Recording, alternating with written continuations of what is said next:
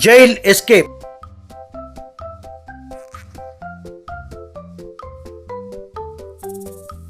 एक गांव में जल्दी राम नाम का एक व्यक्ति रहता था। वो एक सुनार के दुकान में काम करता था।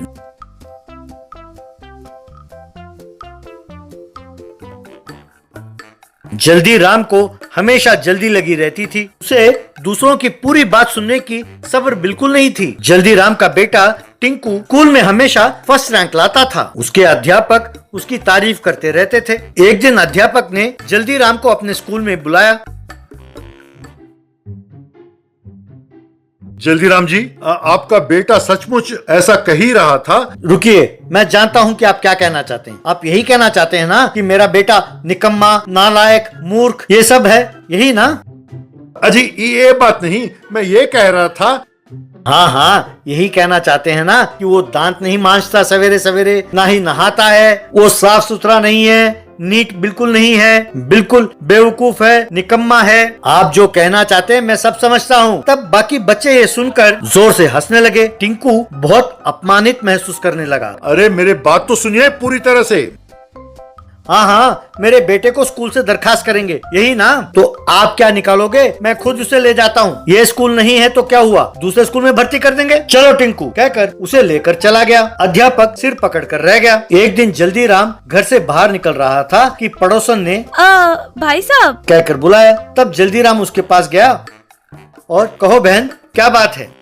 आपकी पत्नी खाना बना कह के बोलने ही वाली थी कि ठहरो, मैं समझ गया। तुम यही कहना चाहती हो ना कि मेरे पत्नी को खाना बनाना नहीं आता है? हाँ बिल्कुल सही है, हमसे उसका बनाया हुआ खाना खाया नहीं जाता, इसीलिए हर रोज हम स्विगी से ऑर्डर करते हैं। तो इसमें क्या हो गया?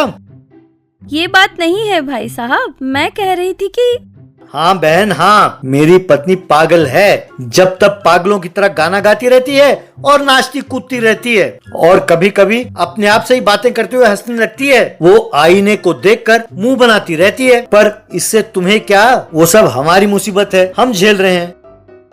मैं तो ये पूछना चाहती थी कि तुम्हारी पत्नी खाना बना ली है? अगर बना लिया है तो हमारे घर में गैस खत्म हो गया है, मैं आकर खाना बना लूंगी अपने लिए, ये पूछने वाली थी आपसे। और आप हैं कि चुप ही नहीं रहते, खुद ही बोले जा रहे हैं और घर के सारे पोल खोल दिए। धन्यवाद भाई साहब, कहकर चली गई। जल्दी राम जीप काटता रह गया। एक दिन जल्दी राम सुनार की दुकान पर बैठा था कि एक औरत अंगूठी लेकर आई।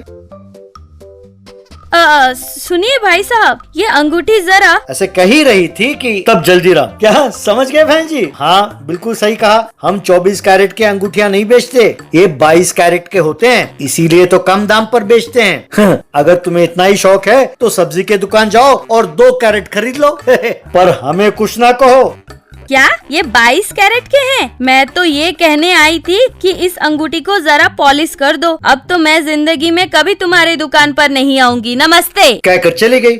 यूं उसके दुकान में ग्राहकों का आना कम हो गया। दुकान के मालिक शंकर लाल को समझ में नहीं आया कि ऐसा क्यों हो रहा है। एक दिन जल्दी राम की पत्नी शोभा और बेटे टिंकू ने जल्दी राम की खूब खबर ली। ये क्या कर रहे हो आप? स्कूल में सब बच्चों के सामने आपने टिंकू की बेइज्जती की और आस पड़ोस में सबको ये कहते फिर रहे हो कि मुझे खाना नहीं बनाना आता, मैं पागल हूँ। हम तो घर के बाहर सर उठाकर भी नहीं जा सकते, शर्म आती है हमें, जानते भी हो। वैसे आपको जल्दी किस बात की है? अगला जो बात करता है उसे पूरी तरह सुनने की सब्र नहीं है आपको, बिना सुने आप बकना शुरू कर देते हो। अगर आप में सब्र और सहनशीलता ना हो तो बहुत बड़ी मुसीबत में फंस सकते हो, जानते भी हो। जल्दी राम ने अपने मुंह में रखे पान को थूक डाला। क्या कहती हो, मुझ में सब्र और सहनशीलता नहीं है? अगर ये सब ना होता तो इतनी देर जो तुम बकवास कर रही थी वो कैसे सुनता, बताओ? हाँ हाँ, मुंह में पान था ना, इसलिए इतने देर चुपचाप सुनते रहे, वरना हमारी परेशानी इस जन्म में तुम्हें बता नहीं सकते थे बापू। अरे माँ, इनसे कहना सब बेकार है, किसी न किसी दिन ये खुद ही समझ जाएंगे। चलो चलते हैं, कहकर दोनों वहाँ से चले गए। एक दिन उसके दुकान से एक सोने का हार गायब हो गया। दुकान के मालिक शंकर लाल ने पुलिस को शिकायत की। पुलिस को जल्दी राम पर शक हुआ तो उसे गिरफ्तार करके जेल में डाल दिया। जेल में जल्दीराम, मैं कितने बार कह चुका हूँ कि मैं चोर नहीं हूँ, पर इन्हें समझ में नहीं आता। मुझे किसी ना किसी तरह जेल से भागकर कल सवेरे तक उस चोर को पकड़कर मैं निर्दोष हूँ ये साबित करना होगा, ऐसा उसने सोचा।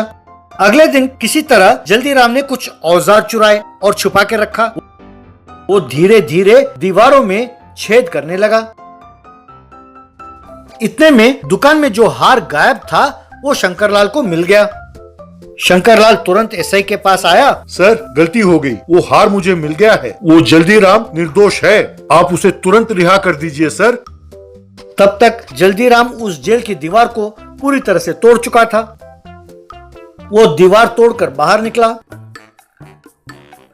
बाहर आकर उसने देखा कि एसआई जीप के बोनट पर बैठकर उसकी प्रतीक्षा कर रहा था। वहां पर एसआई, शंकरलाल, उसकी पत्नी शोभा और बेटा टिंकू सब खड़े थे।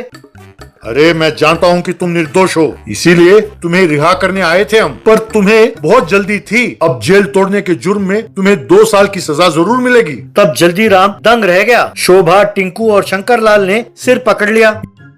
यूं जल्दीराम को 2 साल की कड़ी सजा मिली। उससे मिलने जेल में शोभा और टिंकू आए। देखा, तुम्हारी जल्दबाजी ने अपने घर को कैसे बर्बाद कर दिया। तुमने सच ही कहा शोभा, अब मुझे अकल आई है। अब से मैं शांत रहूंगा, सब्र और सहनशीलता के साथ ही रहूंगा। 2 साल बाद जल्दीराम जेल से छूटा और जो भी काम करता या जो कुछ भी बोलता सोच समझकर 10 बार सोचकर बोलता था। उसमें इस परिवर्तन को देखकर शोभा और टिंकू बहुत खुश हुए। Big foot train. सालिग्राम नाम का एक गांव था। वहाँ बहुत सारे फैक्ट्री थे। फैक्ट्री के पास ही लोगों ने घर बनाकर वहाँ रहने लगे। उस गांव का सरपंच और बुजुर्गों से मिलने के लिए कुछ अधिकारी और फैक्ट्री के ओनर आए। गांव के सरपंच रविंदर से फैक्ट्री की मालकिन पूजा। देखिए, गांव में हमारे कई फैक्ट्रियां हैं। वहां से सारा माल पास के रेलवे स्टेशन में ले जाकर वहां से देश के कोने कोने तक माल पहुंचाया जाता है। पर इन गांव वालों ने फैक्ट्री रोड के आड़े अपना अपना घर बनाया है। नतीजा ये है कि माल को ले जाने के लिए बहुत तकलीफ भी होती है और खर्चा भी बढ़ गया है। इसके कारण वस्तुओं का दाम भी बढ़ाना पड़ रहा है। इसीलिए हम फैक्ट्री से रेलवे स्टेशन तक एक प्राइवेट रेलवे ट्रैक बिछाना चाहते हैं। आइडिया अच्छा है मैडम, आपका खर्च भी कम हो जाएगा तो वस्तुओं की कीमतें भी गिर जाएंगी। तब पूजा के कंपनी का इंजीनियर, पर सरपंच जी, असली बात यह है कि इस रेलवे ट्रैक को बिछाने के लिए आधा गांव को खाली करना होगा। हम पहले ही सरकार से परमिशन ले चुके हैं। आपको ये सूचना देने के लिए ही ये मीटिंग रखा है। सर, यूं अचानक गांव को खाली करने के लिए कहेंगे तो कोलाहल मच जाएगा। कोई और मार्ग हो तो बताइए। देखिए सरपंच जी, आप बहुत होशियारी से बात कर रहे हैं। फैक्ट्री के आड़े घर बनाकर आप लोगों ने गलती की है। रेलवे ट्रैक बिछाने के लिए हम पहले ही से एक कंपनी को कॉन्ट्रैक्ट दे चुके हैं। उन्होंने भी कहा है कि उस ट्रैक को यहीं बिछाना होगा और कोई ऑप्शन नहीं है। ये बातें सुनकर गांव में राज नाम का व्यक्ति, सर मेरे पास एक आइडिया है। आप कहते हैं कि हमारे घर आपके रास्ते में रोड़ा डाल रहे हैं। जरा सोचिए, बच्चा कुत्ते की टांगों के बीच में से जा नहीं सकता, पर हाथी के टांगों के बीच में से तो जा सकता है। इसी तरह आप ट्रेन का प्लान करें तो आप भी खुश और गांव भी बचा रहेगा। हेलो, तुम कौन हो बॉस? तुम जानते क्या हो जो बीच में टांग लड़ा रहे हो? यहाँ जो इंजीनियर है उनसे ज्यादा तुम जानते हो क्या? मैडम, मुझे इन इंजीनियरों जितना तजुर्बा तो बेशक ना हो, पर मैं भी मैकेनिकल इंजीनियर हूँ। आप अच्छी हैं मैडम, पर समझदार नहीं, इसीलिए ये लोग आपसे बेकार पैसे खर्च करा रहे हैं। मुझे एक मौका दें। ज्यादा बकवास ना करो, पुलिस को बुलाऊं? चुपचाप अपने काम से काम रखो। इंजीनियर जी रुकिए, कह रहा है ना कुछ करेगा, देखते हैं। उसे जो चाहिए वो दीजिए। मैं 10 दिनों में आकर देखूंगी कि ये कितना टैलेंटेड है। कहकर कार में बैठकर चली गई। उसके अगले दिन भगवान ने राज को एक ट्रेन का बोगी लाकर दिया और चला गया। तब राज अपने गांव के टायर शॉप ओनर सूर्या से मिलकर बड़े बड़े जेंट टायर्स बनाकर और उसे ट्रेन से जोड़ दिया। वे टायर बहुत बड़े थे तो वो घरों के ऊपर से जाने लगे। इतना ही नहीं, राज उस ट्रेन को बहुत ध्यान से चला रहा था और किसी भी घर का कोई नुकसान नहीं हुआ। ये देखकर गांव वाले ताली बजाने लगे। ये सब भगवान और प्राइवेट कॉन्ट्रैक्टर देख रहे थे। तब कॉन्ट्रैक्टर भगवान से, देखा उसने क्या किया, बड़े बड़े टायर्स लगाकर ट्रेन बना दिया, ऐसा ही रहा तो हो चुका अपना धंधा। देखो भगवान, तुमने कहा था कि ये कॉन्ट्रैक्ट मुझे ही दिलाओगे और मुझसे 5 करोड़ रुपए लिया है। अगर ये कॉन्ट्रैक्ट मुझे ना मिला तो पूजा जी से जाकर मैं तुम्हारे सारे पोल खोल दूंगा, फिर तुम्हें जेल भिजवा देंगे। देखो बॉस, ऐसे घटिया काम बहुत सारे मैंने किए हैं, ये सब करके ही इस स्टेज पर पहुंचा हूं। ये बिग फुट ट्रेन हमारा कुछ नहीं बिगाड़ सकता। कल जब पूजा मैडम शहर से आएंगी तो नाराज होगा ना ही ये बकवास ट्रेन। मैं तुरंत शहर से गुंडों को बुलवाता हूँ, इसका हालत खस्ता करता हूँ, कहकर वहाँ से चला गया। रात हुई।